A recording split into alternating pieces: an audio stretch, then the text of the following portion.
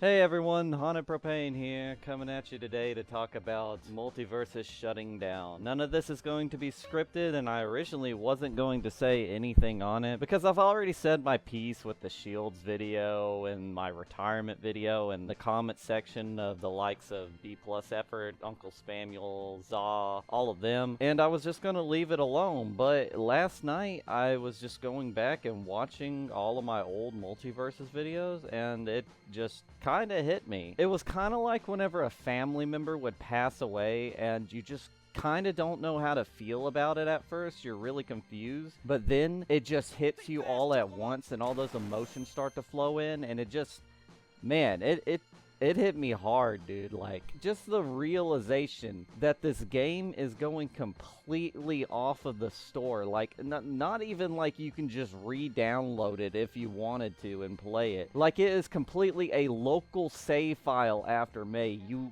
can't download this game again. You have to download it, have it on your PC in order to play it. It's like PT, like what they did with Silent Hills PT. If you didn't have it before the point it was taken off the store, you can't get it anymore. But yeah, it's just baffling to me that they're not even going to keep like online servers up for people that want to play like custom games and stuff. It's just absolutely insane to me. And yeah, I'm not here to like completely just utterly shit on the game. I'm really just here to talk about it. So first off, I just want to say I wanted the game to succeed. I wanted this game to be on the same level as like, say, Smash or something like that. I know it will never reach that point, but the least I was hoping it could do was maybe get a third plateau below Smash Bros. Or something like that, because you know, nothing's ever going to compete on the same level as Smash Bros. Has. It's been out forever. It's got a following. It's nostalgia.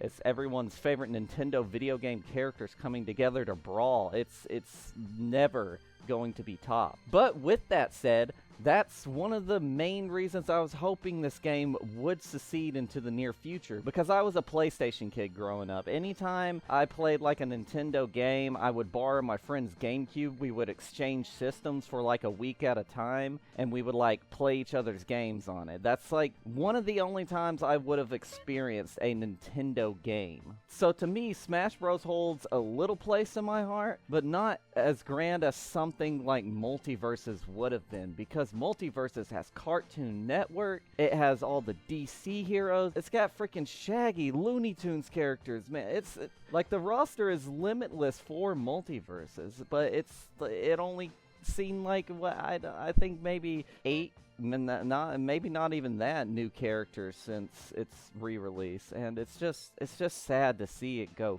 so early, man. Now, I already made a community post on why I think the game mainly failed, and I'll go ahead and read that off to you. I said, "Boy, I can't wait to see the videos on this one, Lamau. But in all honesty, all I have to say is, really, Multiversus? I just do not get how you can have such an incredible downfall. With such an amazing formula as having DC heroes duke it out against freaking Looney Tunes characters. In a platform fighter, you sit back and think, how the can this fail? But unfortunately, corporate greed of live service expectations has come back to nip yet another great game in the bud. Multiversus, the game. You will be missed. Your business practices, poor character balancing, and money-hungry corporate overlords, however, will not.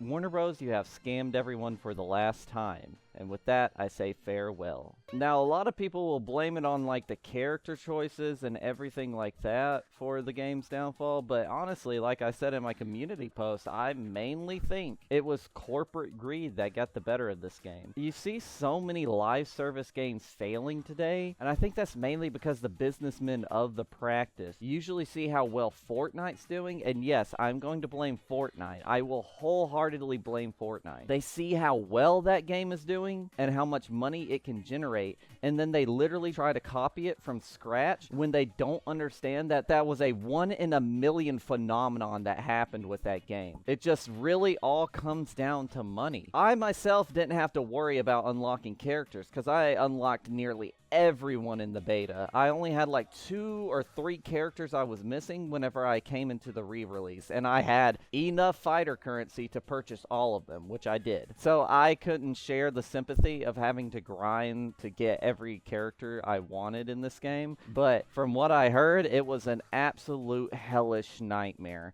And it really did not get any better with the fighter road. So with that, I feel sympathetic for all the newer players that just got started in the game with the re-release and had to grind like it was a full-time job to unlock even one of their favorite characters. And then on top of that, the skins were atrocious. And that's coming from somebody who played Smite. I don't know if you know about Smite, but it's basically like loot boxes. They have chests, and you have a chance of getting the skin you want for a lower price, but it's like a 1 out of 30 chance. So you could either do that, take your risk, and maybe roll the chest like 12 times to try to get the skin you want, or you could pay maybe like freaking quadruple the price to straight up get the skin you want. It was horrible. Skins in Smite nearly cost $15 to $30 each, which is basically the same thing of what Multiversus had going on. I really don't understand why games just do not put skins at a lower price, so that way more people will have the incentive to buy them, rather than just making them a ridiculous price and then only having a select few buy them because they can't afford it. It really, like, I just don't get it. Like, I'm no businessman or anything, but I would just think if you made it affordable to everybody, more people would be inclined to buy it, as opposed to somebody having to take out a mortgage to even get one particular skin. But that's just on my front. I don't know if it's how that works or not. I guess if I made a game, I'd have to try that out, see if it, you know, succeeded or not. But yeah, between all of that, man, the freaking characters, the character skins, every single bit of monetization in this game was just absolutely horrid. And I think that's a big reason why it turned off so many people from the game. And then we're going to get on to character balancing. Now, when I was watching my videos back last night, I noticed I complained a lot about the character balancing in the videos. And looking at the prospect of the game now, I can see that most of them were not changed and were barely even touched. I feel like the best balance change they could have done to the game was make the hitboxes make sense and make them more consistent. I think that's like the biggest issue I had with the balancing in the game, which didn't even feel like balancing at that point. It just felt like a glitch. Because half the times it was a gamble on whether my move was going to work or not.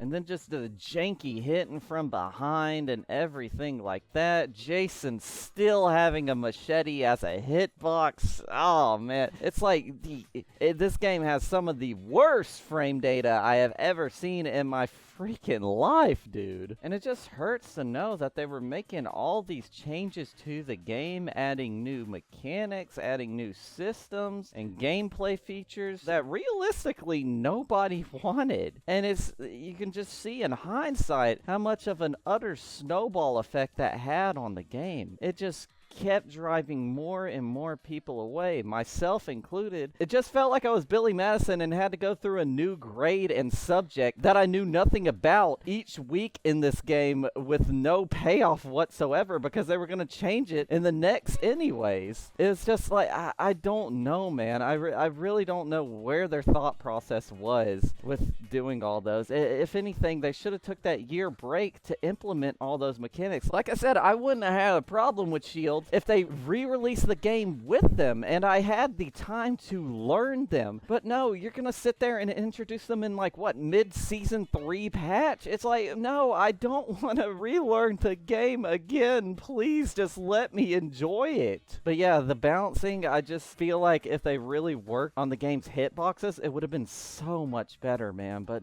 no, they just kept adding these goofy mechanics that literally only a select few asked for on Twitter. And yeah, I realized in hindsight now that most of their feedback came from like social media instead of using their Discord server, the place where all the players were. There were so many conversations in that Discord server that people had that I never, ever once seen a dev interact with and say, yeah, that's a good idea, or something like that, and give some feedback. It was always just related or replied through with Twitter or some other form of social media like that. It was never in the server that was created for the game where all the core players actually was that they responded to anything. And I guess I should just go ahead and talk about character choices. And I don't really think the character choice had that big of an impact on why the game failed, but it did play a small role in it. So I know a lot of people were not excited about the likes of Beetlejuice and everything like that. They considered them like low hype characters that nobody really wanted or asked for. And yes, he was a movie tie-in villain. I myself am a boomer and like Beetlejuice, but I can see why, you know, it's not really a good business decision to add him into this game. Banana Guard. That is one I'm like, why did you add Banana Guard? Which I understand why they did, because he was a summon in the beta, and they already had his model, so they went ahead and just decided to design a whole-ass character around him, so they wouldn't have to put in the effort of just making a new model. But with the re-release, him being a, you know, free-to-attain character and being kind of a meme joke character, it was fine. I felt like Banana Guard was a fine addition, because we got the heavy hitters right off the bat. We got Jason and Joker. Then we had Banana Guard just off to the side, which was awesome. I felt that was like a good way to implement these characters that nobody really cared about being in the game to begin with. Now, with that said, we move on to the glaring elephant in the room, Nubia. A lot of people will solely say Nubia is what ruined this game for them. And I'm not gonna lie, I kinda agree with them. Nubia is a fun, fantastic character to play. Like, I think Nubia is probably one of the most well-designed characters in this game. She has such a bland moveset, but everything just combos into each other so well, and she flows so nicely that I could excuse it. She doesn't have these giant bombastic moves or anything like that. She's literally just a woman with a spear. Like, if she was a standalone character in another platform fighter game, like Rivals of Aether or something, then, like, she probably would have had way more success. But it was just the fact that it was Nubia released on her own. I feel like if they released Powerpuff Girls and then Raven later on in that season pass, and then Nubia was kind of like the Banana Guard of it, to where they just kind of threw her in there as a login reward or a challenge that you could do to unlock her, then it would have worked out so much better, and Nubia would not have got all the flack that she got. But like I said, corporate greed once again has to show their dirty hand and release her as her full own character to buy for $10 early, or you just don't get to play her. I feel like the game lost out on a lot of money with Nubia, because I'm not gonna lie, when she came out, I barely saw anyone playing her, and that is in ones and twos, my brother. And not only that, every video that I saw on her was just straight Nubia hatred. So yeah, I think if the character releases were a little bit better as well, it would have benefited the game a lot. Have each season release 2 characters, one at the beginning of the season and then one midway through the season. And then either one of those, beginning or mid, just depending on which one is more hype, release that third side character along with it that players could just obtain for free and not have to pay freaking $10 to play early. I feel like if they did that, then it just would have gave players more incentive to try to play the game and grind out characters. Because like I said, on surface level, people look at Nubia and they're like, I'm not going to play her. I don't know who she is. Why would they add this DC hero when they could add Static Shock or Robin or somebody like that? And then they're just never going to even bother seeing the light of day with her. But if they just so happen to play Nubia, they would see that she is a well-structured character and actually pretty fun to play. So yeah, it was just a missed opportunity to not give the opportunity to players to experience those characters. Character picks to add to the game was actually pretty phenomenal. We got Joker and Jason. We got Samurai Jack and Beetlejuice, which a little hype. Much like Nubia, Beetlejuice played nicely, but nobody's really going to want to check him out if they don't really know nothing about him and don't really like him to begin with. And then we got Powerpuff Girls and Nubia, and that's when it really started to go downhill. And then we got Marceline and Raven. Now, I'm not really a big Adventure Time fan, but still, I would have liked to play Marceline. I know she's a fan favorite, and everybody really likes her. And I freaking love the Teen Titans. It's one of my favorite animated DC shows. I was really hoping Robin would get in this game, but you know, that's not gonna happen now. Don't even get me started on Static Shock. He was probably the character I wanted the most in the game. I watched Static Shock so much as a kid. It's like possibly one of my favorite cartoons ever. And oh man, just the missed potential on that. Okay, I can kind of get where people are coming from with the character choices. But you know, we ball, we move. Quite literally, because they're adding Lola Bunny. That is just something that baffles me. They just